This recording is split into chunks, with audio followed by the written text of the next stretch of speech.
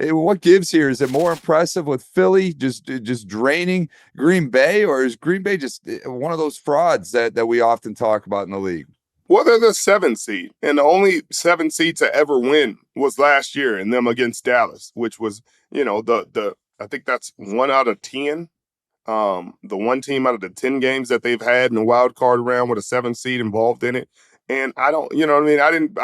They played well, and Jordan Love played well, but it's Dallas, and Dallas, has historically choked in those situations. And this time they're running into a true contender. It's a true team, a full team, one of the most talented teams in the National Football League. And again, I try to articulate this to the fans and to educate. They're like, "Oh, you hate Green Bay." I don't hate it. I just recognize what they are as a team. I recognize that they're improving. They're a young team. Guys are getting better defensively. Jeff Hafley has got those guys playing really well. I think LaFleur has drawn it up well offensively, both with Malik Willis and Jordan Love. I don't think Jordan Love has shown me anything that really made me feel like, oh my God, like he's one of those. He's one of the guys. He's a guy that can win it all. I said it early in the season. I said, oh, that's why they got Josh Jacobs. They don't trust the quarterback. They're going to treat him like a rookie, a $55 million rookie, but a rookie. They're going to run the ball well. They're going to limit his pass attempts because they don't want him to throw the game away. And they think if they have to lean on his arm, he'll throw the game away. So they're going to keep it between 20 and 25 passes, and they're going to run the heck out of the football, and they're going to win games. But if somebody's able to stop the run, like the Philadelphia Eagles, then they're going to have a big issue because they're going to have to take the training wheels off, and they're going to have to let him throw the ball. And he hasn't shown that he can take care of the ball at a high level. He's a hater. He hates Green Bay. Keyshawn Nixon, one of my good friends, unfortunately had a tough game today. Good friend of mine. When Preston Smith and Zadarius Smith were there, friends of the program, love those guys. Love Jeff Hafley. Text with him all the time. Like Robert Sala's there now. Huge friend of Sala's. But the truth is the truth, whether you want to believe it or not. And I told them, I said it. Hey, the tape will speak louder than I can ever speak. Like, you will have to see it, and it's going to be a rude awakening when you see it. Like, I'm trying to soften the blow. I'm trying to let you know, hey, it's not that. It's not yet. And they're like, well, he's made the playoffs twice as a first-time starter, as the 7th seed. This seed didn't even exist a couple years ago. Like, this team wouldn't even be in the playoffs a few years ago until this new collective bargaining agreement. His team will be on the outside looking in and watching the playoffs. So I think, I just wanted him to take a step back and be like, hey, great job by the team, great growth. Way to have Malik Willis step up when he got injured. Great season for Josh Jacobs and what he was able to do. Really effective runner. Rashawn Gary improved. Their defense improved. Xavier McKinney, all-pro season, like friend of the program. Love what he was able to do this season. But on the opposite side, there are some concerns for Philadelphia that, again, I expressed because Jalen Hurts looked rusty and he hadn't played for a while. We talked about that. He was going to be rusty. 131 yards, 2 touchdowns, 5 rushes for 37 yards. There were times he was running and you're like, hey, wasn't he just in concussion protocol? Because he's running like he was, like he had an arm injury or like he had something other than a concussion. But respect what he was able to do. He's putting it all out on the line. It's the playoffs. You win or go home. Saquon Barkley had 25 for 119. He could have had a lot more. Looked like he was going to break off a 60-yard run late in the game. He decided to slide and, be very classy about that.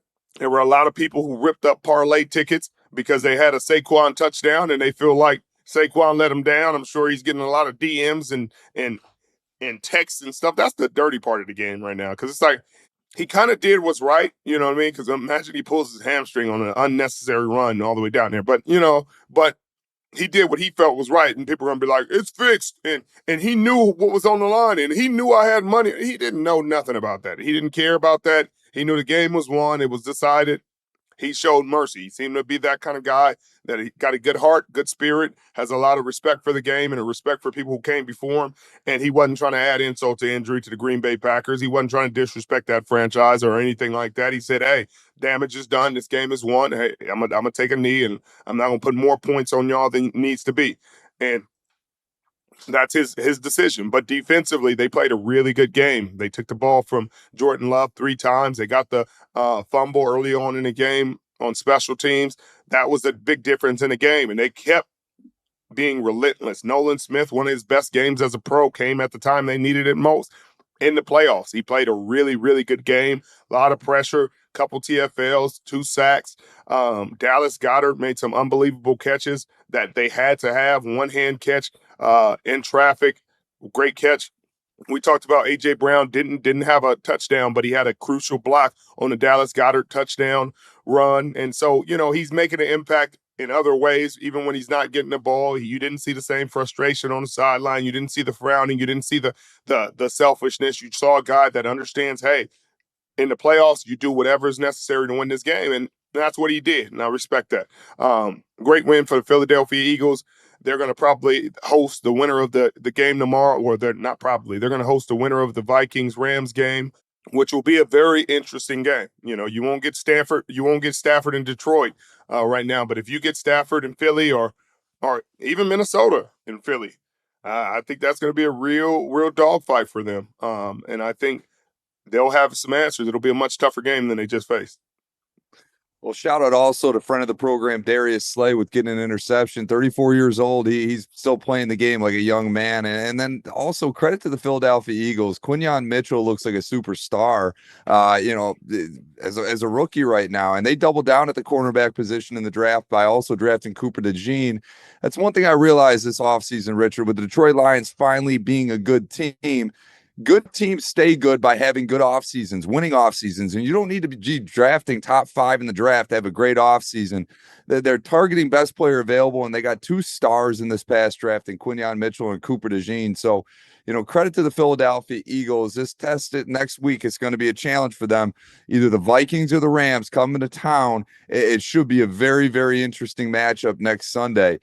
I judge the quality of a fragrance by the compliments you get. When I wore Ovation for the first time, second time, and third time, usually I walk past somebody and they're like, hey, what you got on? Who over there smelling good? That's the injection of confidence right there to you. That's right. We want to be at the forefront of using the brand as a gateway for these young athletes. Custom suit, we do a photo shoot, we do video, and it's all about that partnership to create a personal brand. And I love you guys associating it with more sophistication. Throwing a suit on a kid, sometimes it takes for you to see yourself with a suit on in the mirror to be like, hey, I have more to offer. Ovation for Men, we're part of Amazon's Black Business Accelerator. Amazon has invested $150 million for the next 4 years to uplift small businesses like myself to scale. Amazon is really putting their money where their mouth is. They're committed to excellence on every level. They want to scale these businesses to be amongst the best in whatever industry they're in. You've always been authentic. You've always been pushing excellence. Well, I appreciate that. As our slogan says, every man deserves an ovation. Yes, sir.